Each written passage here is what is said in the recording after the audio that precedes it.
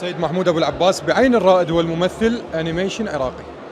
بالتأكيد خطوة شجاعة يعني تخطوها نقابة الفنانين إنتاجا والمخرج الشجاع والمحب، وهذا الرجل المثابر أنس الموسوي يحاول جهد إمكانه باستمرار أن يقدم شيء مخالف مغاير، ورغم الإمكانيات المتوفرة يعني نحن نحتاج إلى أجهزة أكثر تطور من الأجهزة التي استخدمها أنس، ولكن الموضوعة فيها الكثير من المدلولات المهمة. فيلم يتحدث عن قيمة العمل الجماعي باعتبار أنه هذه الألفة، هذه العمق في العلاقات أعتقد هي التي تصنع الأوطان وهي التي تصنع البلدان. حيدر، المتلقي العراقي مستعد لأنيميشن عراقي؟ احنا تعودنا على الآسيوي على الأكثر يعني، وإن لم يكن أجنبي أكثر. أنا راهن على شغف الجمهور العراقي باستمرار لكل ما هو جديد في العراق، وأعتقد أنه هذا الموضوع يحتاج لشجاعة وقوة من المغامرين اللي هم السينمائيين لكي يقنعوا المتلقي العراقي متلقي صعب وليس بالسهولة إقناعه بالأشياء، وعنده قدرة على المقارنة مهمة.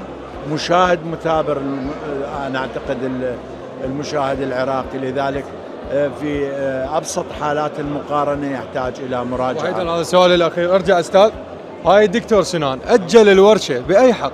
أجل الورشة لأنه لم يكتمل العدد. أعتقد هناك خلل في عملية تسويق هذه الورشة، وعمليا تسويق هذه الورشة تحتاج إلى الكثير يعني إلى زمن أكثر من الزمن اللي يحددوه. أنت تعلم أنه الورشة تضم مجموعة من الأكاديميين الذين لا يجاملون كثيرا وليس لهم أهداف سوى أن يصبوا كل خبرتهم في أذهان المتلقين، في أذهان الطلبة في هذه الورشة. بالحديث عن الورش، اكو على قولة المصريين ماسورة ورش طقت بالوسط الفني، شنو هاي الظاهرة؟ يعني نسميها ظاهرة أول شيء؟ أنا أعتقدها ظاهرة جيدة لو أحسن التدبير في عملية إعداد الممثلين. اكو اسم خليت عليه علامة استفهام، قدم ورشة، طرح نفسه كمدرب ورشة؟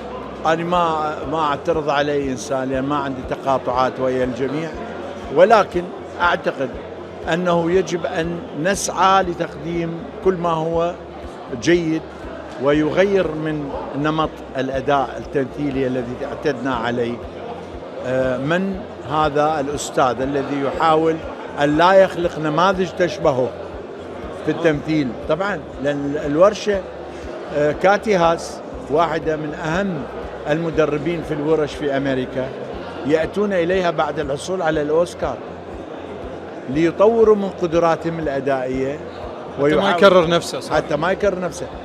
نحن يعني نراهن على أن الورش تحاول أن تصنع من ممثلين يخلقون كاركترات، لا يعيشون بكاركتر ناجح واحد طول حياتهم، وبهذا يدخلون إلى النمطية، إلى المونوتون، ثم قتل الموهبة عند الممثل. سلم الله حجر أمانة الله.